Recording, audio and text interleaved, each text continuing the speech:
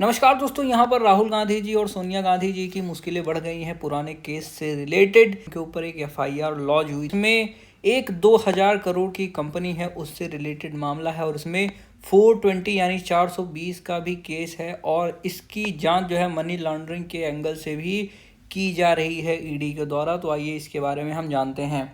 दरअसल दोस्तों, ये जो केस है ना, ये हेराल्ड जो नेशनल हेराल्ड केस है उस कॉन्स्पिरेसी से रिलेटेड है और ये आज का केस नहीं है, ये केस काफ़ी पुराना है। तो नमस्कार दोस्तों, मैं हूं अतुल द्विवेदी। बिना किसी विलंब के आइए करते हैं प्रारंभ। तो आइए जानते हैं क्या खबर निकल करके आ रही है कि यहाँ पर दिल्ली पुलिस की जो इकोनॉमिक ऑफेंसेस विंग है उसने एक फ्रेश एफआईआर लॉन्च की है against Rahul Gandhi and Sonia Gandhi and 4 others, जिसमें सैम पित्रोदा शामिल हैं और 3 कंपनी जिसमें इन्वॉल्व हैं, जो कि associated journals limited, AJL, young India private limited और डोटेक्स मर्चेंडाइज प्राइवेट लिमिटेड। अब इसके ऊपर क्या है कि क्रिमिनल कॉन्स्पिरेसी के चार्जेस हैं। किस सेक्शन में? Under section 120B criminal conspiracy करी है और 420 यानी चीटिंग का भी है इसमें आईपीसी के तहत। और ये जो है कंप्लेंट करी गई हैं इन्फोर्समेंट डायरेक्टरेट के द्वारा यानी ईडी के द्वारा। अब यहाँ पर अगर हम देखते हैं तो ये एलिगेशंस रिलेटेड हैं नेशनल हेराल्ड केस से और ये कंट्रोवर्सी काफ़ी पुरानी है। तो अगर ईडी की माने तो एफआईआर में ये लिखा गया है कि राहुल गांधी जी और सोनिया गांधी जी 38% ईच यानी 38% एक एक लोग के पास कंपनी का शेयर है और वो जो कंबाइंड होता है यानी 76% शेयर है जो कि एक्वायर किया गया है all share holding and control of AJL. अब आपको पता है कि अगर 50% मान के चलिए किसी के पास 49 है और आपके पास 51 है ना, तो इसमें जिसके पास स्टेक्स ज़्यादा होंगे वही सारे डिसीजंस यहाँ पर ले सकता है, उसी की बात मानी जाएगी और वही एक तरीके से ओनर कहा जाएगा, रियल ओनर।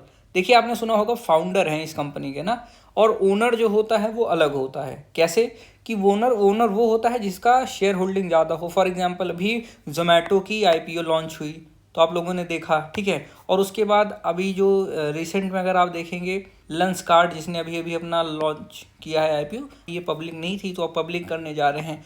तो जैसे इसने पब्लिक किया तो यहाँ पर जो पीयूष हैं उनके 8 से 10% जो शेयर होल्डिंग है वो उन्होंने बढ़ा करके कर दी।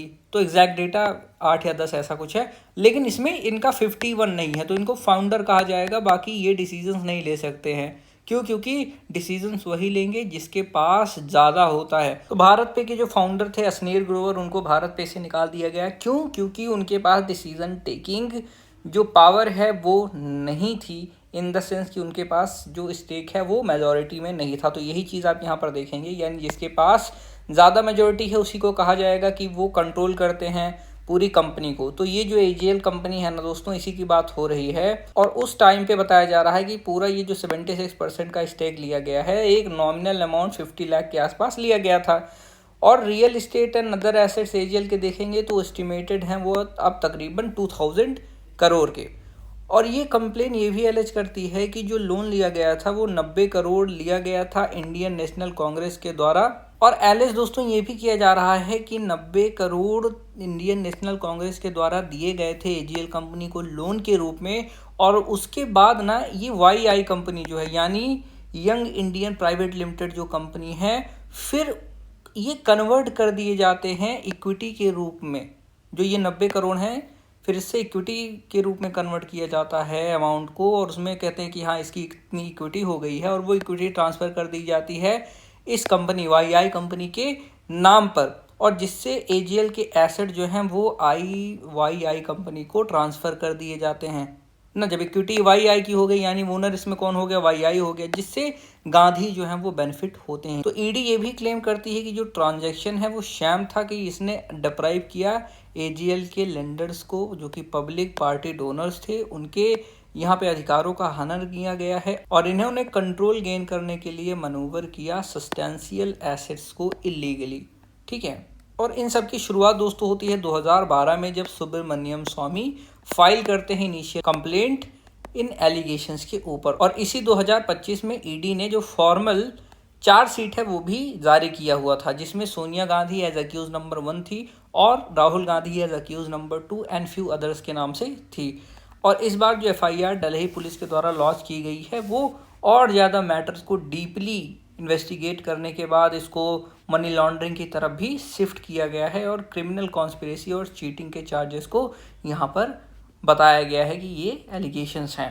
और अर्लियर जो चार्जशीट ईडी के द्वारा पेश की गई थी लगभग मई के आसपास की बात है, वो डिफ़र कर दिया गया कोर्ट के द्वारा, लेकिन फिर से अब नई एफआईआर हो गई है। तो अब देखिए यहाँ पे लीगल हीट फिर से बैक हो गया है, समझ रहे हैं आप। अब यहाँ पर आईपीसी 120 बी और आईपीसी 420 के अंडर यहाँ पर जो ये ऑफेंसेस हैं ये इनके ऊपर केसेस लगाए गए हैं। तो यहाँ पर अब ये क्वेश्चन भी उठाए जा रहे हैं कि सीधी तरीके से जो पॉलिटिकल डोनर्स यानी पार्टीज के पास जो भी पैसे आते हैं या फिर जो भी पार्टी फंड्स होते हैं उसका मिसयूज हो रहा है कि जो लोन है कांग्रेस ने उसको एजीएल को दिया, उसके बाद इक्विटी ट्रांसफ़र करके फिर कंपनी में उसको लगाया गया ना। तो कहीं ना कहीं ये जो पॉलिटिकल कैंपेनिंग है और इनकी पार्टी के लिए जो फंड्स यूज़ होने थे उसको अपने प्रॉफिट के लिए कंपनी में इस्तेमाल किया, जिससे वैल्यूएबल एसेट्स बनाए गए और वो कंपनी लीडर्स के द्वारा कंट्रोल की जा रही थी, जिससे ये ट्रस्ट का जो है वो बिट्रेयल है।